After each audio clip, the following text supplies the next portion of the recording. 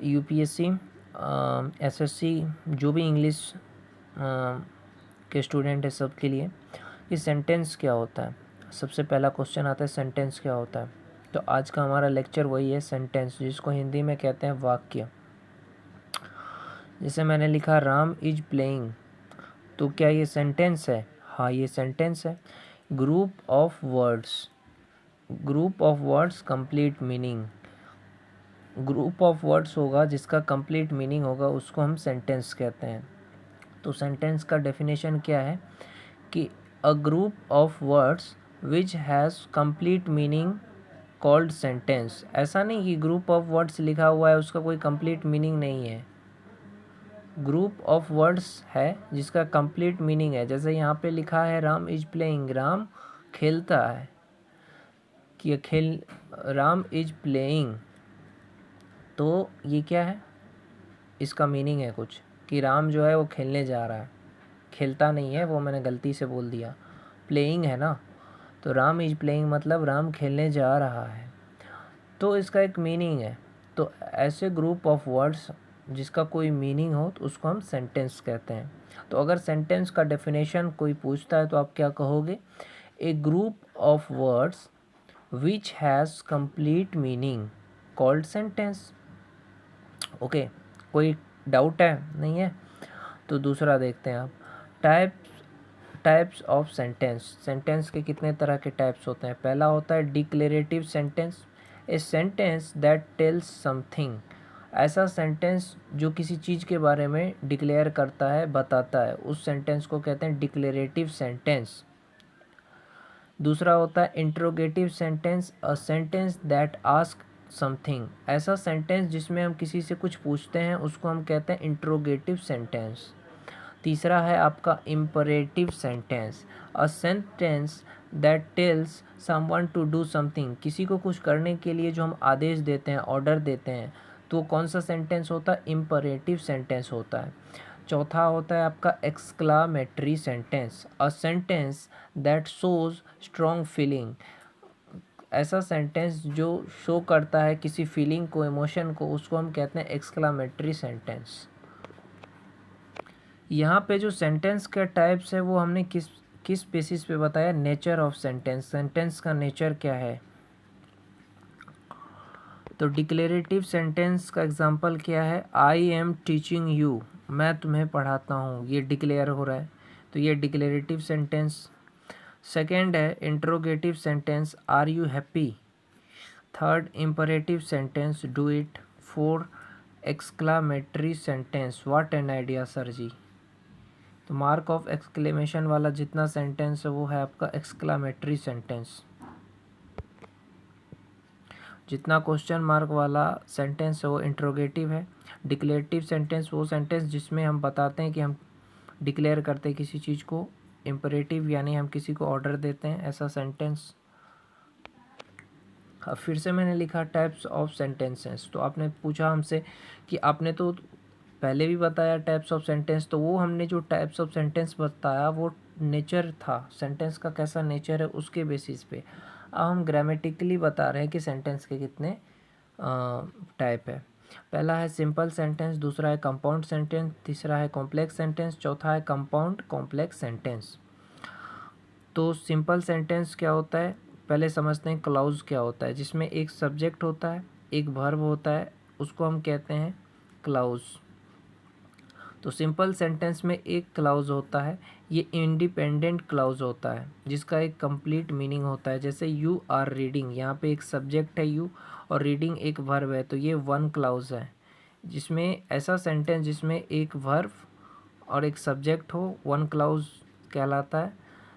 Independent clause होता है, उसको हम क्या कहते हैं? Simple sentence. कैसा सेंटेंस होता है? इंडिपेंडेंट क्लाउज वाला, जिसका कंप्लीट मीनिंग होता है। जैसे यू आर रीडिंग, यहाँ पे एक सब्जेक्ट है, एक वर्ब है। इसी तरीके से the boys went to the park, subject boys, the boys went verb, तो वन, एक सब्जेक्ट एक वर्ब है, तो ये कौन सा सेंटेंस है? सिंपल सेंटेंस है। दूसरा कंपाउंड सेंटेंस, जिसमें टू क्लाउज हो। जैसे एक सेंटेंस है पहला, उसके बाद कोमा या सेमीकोलन या कंजंक्शन और फिर दूसरा सेंटेंस। Fan boys. जो कंपाउंड सेंटेंस होगा उसमें फॉर, एंड, नॉर, बट और येट, सो, इस चीज़ से उसको हम दो सेंटेंस बनाएंगे।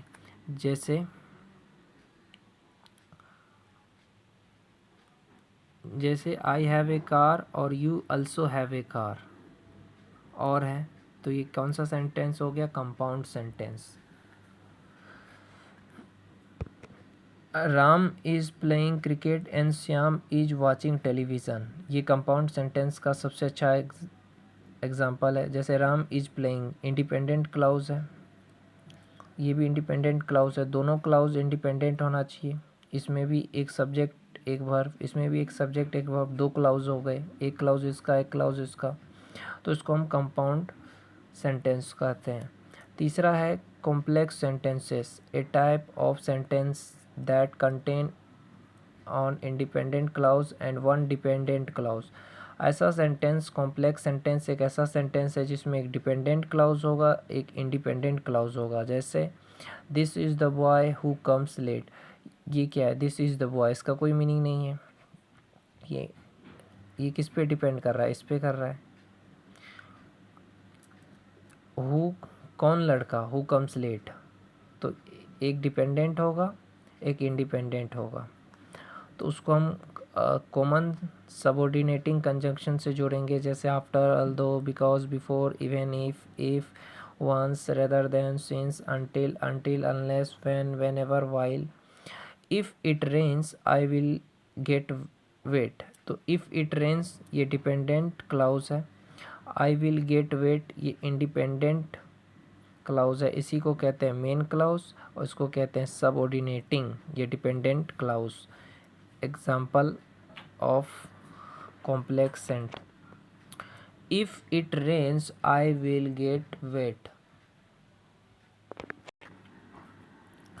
If it rains I will get wet, तो ये डिपेंडेंट है इस पे, इसको बोलेंगे डिपेंडेंट सबऑर्डिनेटिंग, ये मेन क्लाउज।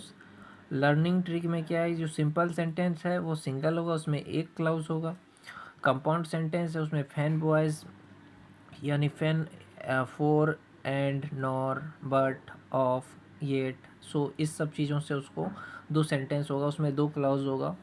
और ये जो कॉम्प्लेक्स सेंटेंस है उसमें ये सारे सबऑर्डिनेटिंग कंजंक्शन होंगे, एक डिपेंडेंट होगा क्लाउज, एक होगा इंडिपेंडेंट, तो उसको हम कॉम्प्लेक्स सेंटेंस कहते हैं। अब चौथा सेंटेंस आपका आता है कंपाउंड कॉम्प्लेक्स सेंटेंस। आपको एक आइडिया देना है मुझे कि जितने सेंटेंस मैंने बताया उसका आप गूगल पे देख लेना कि उसका एग्जाम्पल कैसे होता है, चाहे सिंपल सेंटेंस का, कंपाउंड सेंटेंस का, कॉम्प्लेक्स सेंटेंस का, कंपाउंड कॉम्प्लेक्स सेंटेंस, सबका एग्जाम्पल आपको गूगल पे मिल जाएगा, सर्च कर लीजिएगा। और इसका भी देख लीजिएगा डिक्लेरेटिव, इंट्रोगेटिव, इम्परेटिव और एक्सक्लामेटरी का, ताकि आप जब गूगल पे देख लोगे तो आपका जो डाउट है वो पूरा क्लियर हो जाएगा। स्क्रीनशॉट लेना चाहे स्क्रीनशॉट ले लीजिए, लिख लीजिए सब कुछ जितने मैंने पढ़ाया सब कुछ। और वीडियो पसंद आया तो लाइक और शेयर करिए, चैनल सब्सक्राइब करिए। अगर ये वाला लिख लिया हो तो दूसरा स्लाइड करता हूँ, स्क्रीनशॉट ले लो।